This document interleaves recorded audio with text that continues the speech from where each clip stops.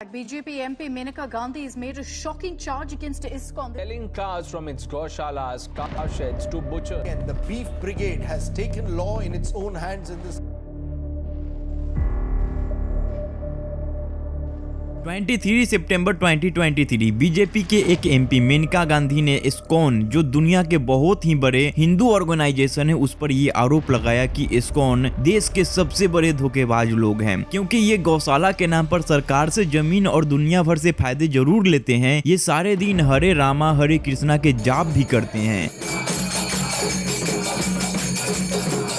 लेकिन इसके बावजूद ISKCON अपने गायों को कसाई घरों में बेच देते हैं। मेनका गांधी ने अपने एक बयान में आरोप लगाया था कि ISKCON संस्था अपनी गौशालाओं की गायों को कसाईयों को बेच रही है। मेनका गांधी जी के हिसाब से जब वो उनके अनंतपुर वाले आश्रम में खुद गई थी तब उन्हें वहाँ पर कोई भी ड्राई काऊ यानी कि जो गाय दूध नहीं देती वो नहीं दिखी और एक भी गाय का बछड़ा भी नहीं दिखा, यानी कि ISKCON ये सारे गायों को बूचर घरों में बेच दिया था। सबसे बड़े जो यहाँ देश के धोखेबाज है वो है ISKCON। वो रखते हैं गौशाले और सरकार से दुनिया भर के उनको फायदा मिलता है गौशाले चलाने के। मैं अभी उनके आनंदपुर गौशाला में गई, एक भी सूखी गाय नहीं, एक भी बछड़ा नहीं है। ISKCON is selling all its cows to the butcher। अब अगर हम इसके मुद्दे से हल्का सा हट के बात करें तो पूरे भारत में भी जो गायों की स्थिति है वो कुछ खास नहीं है।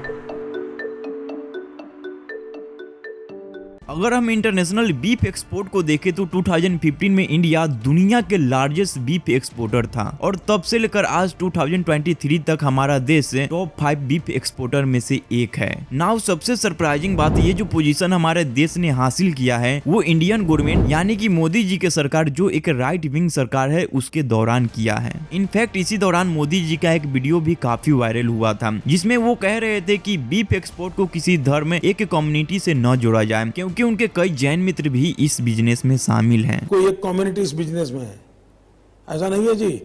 मेरे कई जैन मित्र हैं जो इस व्यापार में है। सच्चाई क्या है? क्या वाकई में भारत जिस देश में गाय को भगवान समान माना जाता है, उन्हें पूजा जाता है, वहाँ उसी देश में गाय का इतना भयानक तादाद में कत्ल हो रही है? क्या वाकई में ISKCON जैसी एक प्रेस्टिजियस हिंदू ऑर्गेनाइजेशन गायों को अपने फायदों के लिए बुचर खानों में बेच रहा है? वेल लेट्स फाइंड आउट, क्योंकि हमने इस मुद्दे पे एक डिटेल्ड रिसर्च किया है which will definitely surprise. So talking about the basic, India today के एक रिपोर्ट के हिसाब से हमारे देश में 19.9 मिलियन काऊ का पॉपुलेशन है और साल 2018 के गवर्नमेंट रिकॉर्ड के हिसाब से उस एक साल में 34.1 लाख काऊ का स्लॉटर किया गया था हमारे देश में। मतलब सिर्फ एक साल में सीधे 15 to 20% काऊ पॉपुलेशन की हत्या की गई थी। लेकिन the most shocking part, Delhi high court के एक्स चीफ जस्टिस ने 2015 में एक स्टेटमेंट दिया था कि इंडिया में 95% बीफ ट्रेडर्स हिंदू हैं। देखो, हम सबने गौ माता के ये वाले तस्वीरें बचपन से देखी है जो बताती है कि गौ माता में हमारे कितने सारे भगवान का वास होता है। हमारे धर्म में गौ माता को कामाध्या कहते हैं, यानी कि goddess of fertility, wealth and strength है। ऑल्सो कृष्णा भगवान को गौ माता का रक्षक और सेवक माना जाता है। सो आखिर ऐसा क्यों है कि हमारे धर्म में इनका इतना महत्व होने के बावजूद हमारे कम्युनिटी के कुछ लोग इनका व्यापार करते हैं? सो वेल इसके पीछे 4 मेजर रीजन है, जिसमें सबसे पहला आता है छोटी मोटी डेयरी फार्म अपने प्रॉफिट के लिए गायों को बूचर्स के पास भेज देते हैं। और हाँ, ये देश के किसी एक दो जगह पे नहीं हो रहा है, ऑलमोस्ट पूरे भारत में हो रहा है। 2017 में हिंदुस्तान टाइम्स और पुणे वेस्ट एक animal protection group animal equality ने पूरे 2 साल तक इन सारे स्टेट के 10 dairy farm, 2 semen collection centre, 11 cattle market, 8 slaughter houses, 7 meat market and 5 tanneries में एक सीटिंग ऑपरेशन किया गया, जिनमें उन्हें काफी हॉरिफिक फैक्ट मालूम पड़े। सबसे पहली बात, इसमें उन्हें पता चला कि उनमें से एक भी डेयरी फार्म में काऊ का रिप्रोडक्शन नेचुरल मीटिंग से नहीं हो रहा है। सारे 107 डेयरी फार्म आर्टिफिशियल इंसेमिनेशन से अपने काऊ को इम्प्रेग्नेंट कर रहे थे और उनके मिल्क प्रोडक्शन को बढ़ाने के लिए उनमें ऑक्सीटोसिन हार्मोन को इंजेक्ट कर रहे थे,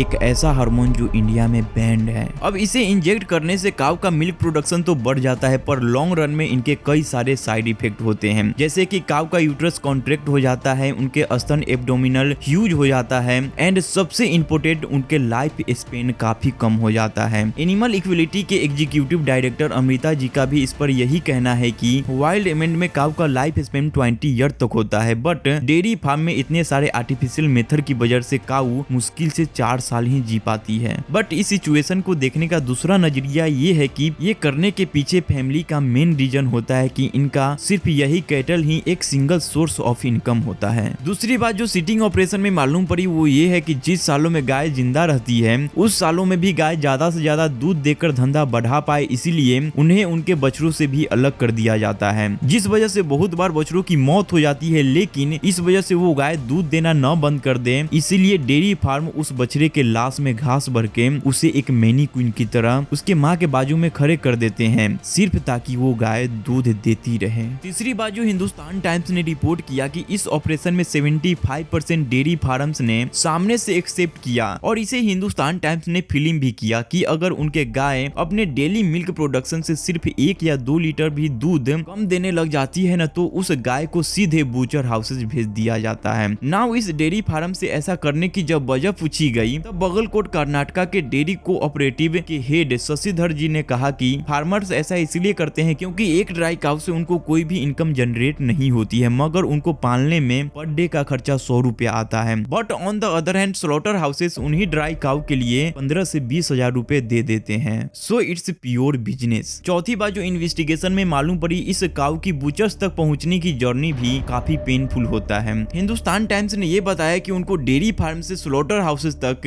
एक छोटे से ट्रक में ले जाया जाता है, जिनमें एक साथ 30 गायों को ठूंसा जाता है। ऐसा इसलिए किया जाता है ताकि गाय सबमिसिव रहे और उनकी बात माने। उनके जेंडर्स को पिंच किया जाता है, उनके आंखों में मिर्ची पाउडर डाले जाते हैं और ऐसे कई चीजें किए जाते हैं जो मुझे बोलना सही नहीं लग रहा, बट आप यहाँ पे रीड कर सकते हो। लेकिन माय पॉइंट इज ये तो सिर्फ पहला रीजन हुआ कि ये छोटे मोटे डेयरी फार्म्स अपने प्रॉफिट के लिए गायों का बिजनेस करने लग जाते हैं। लेकिन हमारे देश में काऊ का बिजनेस करने का दूसरा सबसे बड़ा रीजन है डेथ काऊ बिजनेस, जो असल में एक 1200 करोड़ का इंडस्ट्री है जो गुजरात में बेस्ड है। इकोनॉमिक टाइम्स के एक रिपोर्ट के हिसाब से गुजरात का सौराष्ट्र इस पूरे इंडस्ट्री का हॉट स्पॉट है। इसमें इकोनॉमिक्स टाइम्स को हीरा भाई चावड़ा जो इस इंडस्ट्री में एक प्रोमिनेंट प्लेयर है और उनकी आधी 3rd जनरेशन इसी बिजनेस में है, उन्होंने इकोनॉमिक्स टाइम्स को ये इंडस्ट्री कैसे वर्क करती है वो डिटेल में एक्सप्लेन किया और उनका कहना था कि एक डेड काऊ का हर एक पार्ट यूज होता है, बिकता है। हीरा भाई और मंजुला प्रदीप जो 9 सर्जन एनजीओ के चीफ हैं, उन्होंने ये रिवील किया कि आज भी इस बिजनेस में हिंदू कास्ट सिस्टम कहीं न कहीं फॉलो होते हुए दिखता है। So called higher caste Hindu business में मोस्टली सिर्फ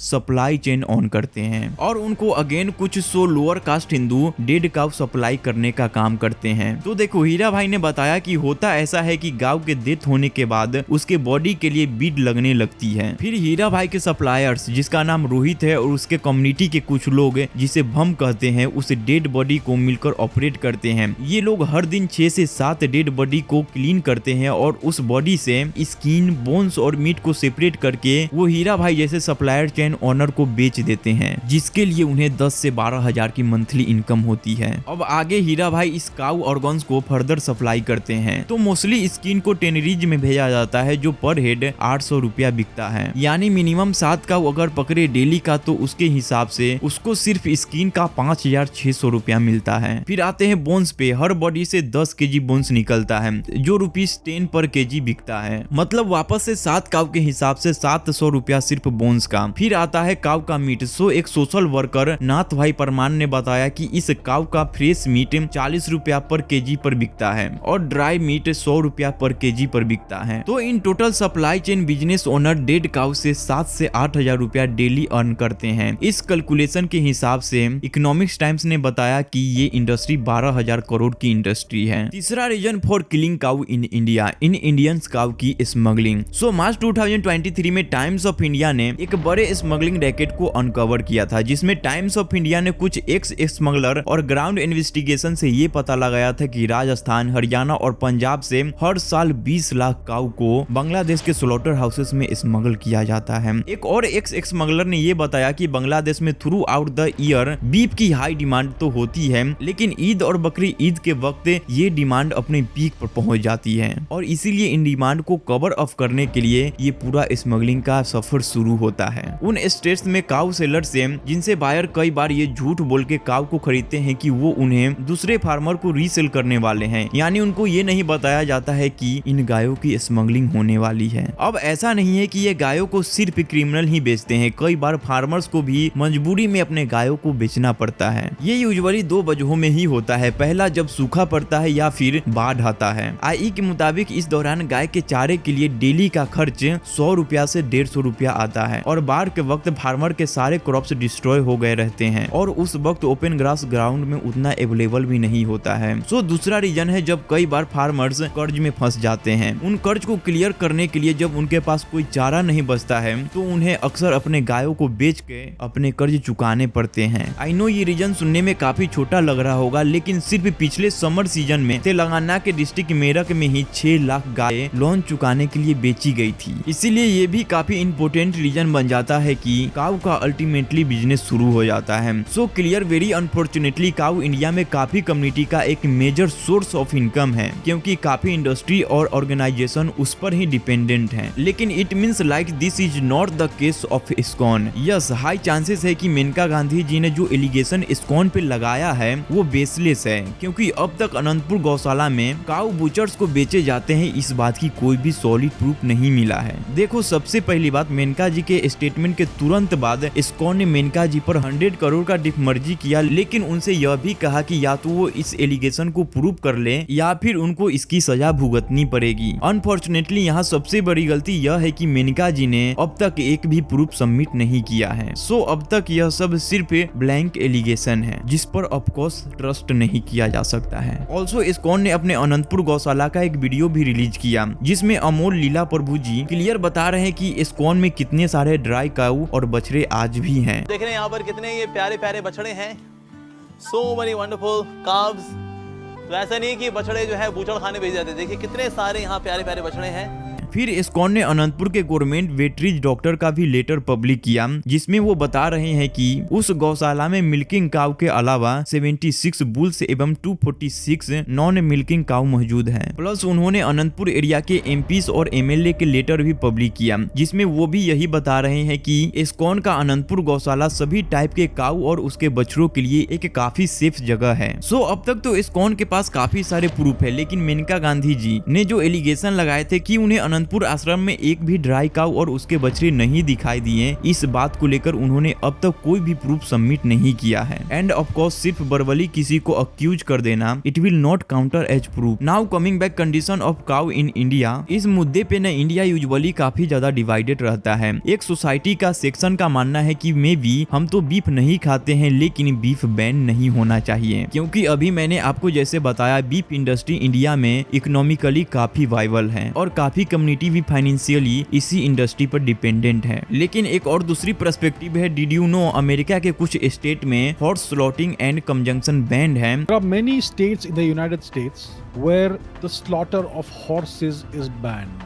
It is banned by law. You cannot slaughter horses. Also सबको पता है ऑलमोस्ट हर एक इस्लामिक कंट्री में उनके धर्म के हिसाब से पोक बैंड है। Single Islamic country bans pork. सो वैसे ही इंडिया का कल्चर जो ऑलमोस्ट 10,000 से भी ज्यादा साल पुरानी है, उस कल्चर में गाय को भगवान माना जाता है, उन्हें पूजा जाता है, उनकी रक्षा की जाती है। हमारे ऑलमोस्ट हर एक कल्चर में हिंदुइज्म, जैनिज्म, सिखिज्म, हर एक कल्चर में काऊ का स्लॉटर करने से बड़ा पाप कोई भी नहीं है। सो जैसे यूएसए हॉर्स के लिए और इस्लामिक कंट्री पोक पे रोक लगा सकती है, उन्हें बैन कर सकती है क्योंकि वो उनका कल्चर है, तो अगर भारत अपने गायों को रक्षा करनी चाहे तो क्या ये गलत बात है? देखो, मैंने आपके सामने दोनों भी ओपिनियन रख दिया हूँ। अब मैं आपका ओपिनियन जानना चाहता हूँ कि आप किस बात से ज्यादा सहमत है। क्या इंडिया में बीफ कम्प्लीटली बैन होना चाहिए? क्या इंडिया में काऊ का स्लॉटर करना कम्प्लीटली बैन होना चाहिए? इस बारे में आपका क्या ख्याल है? आपका जो भी ओपिनियन हो मेरे साथ नीचे कमेंट में शेयर करना। सो गाइस, एक और बात, इंटरनेशनल लेवल पर हमारे जवानों को फंसाया जा रहा है। कतर में 8 पूर्व भारतीय नौसेना के अधिकारियों को फांसी की सजा सुनाई गई। Qatar court has announced the death penalty. This turn of events has unfolded in Qatar. Qatar में इंडिया के खिलाफ एक बड़ी साजिश चल रही है। अगस्त 2022 8 highly decorated x Indian navy अफसर को ऐसे क्राइम के लिए डेथ पेनल्टी दी गई जो असल में कभी हुई ही नहीं, कंप्लीटली मनगढ़ंत है। The midget submarine deal. So आप इस टॉपिक को पूरा डिटेल में जानना चाहते हो तो यहाँ पे क्लिक करके देखो, मैंने पूरा एक्सप्लेन किया है कि कतर अपने फायदे के लिए 8 इंडियन नेवी को फंसाया है। और गाइस अगर आपको इस वीडियो से कुछ भी नॉलेज मिला हो तो एक लाइक जरूर ठोकना, और ऐसे ही इंटरेस्टिंग और इन्फॉर्मेटिव वीडियो देखने के लिए ऑन स्टॉप फैक्ट को अभी सब्सक्राइब कर लो और बेल नोटिफिकेशन को ऑल पे सेट कर लो। As always guys, don't believe blindly, take curious, keep learning and keep growing. जय हिंद।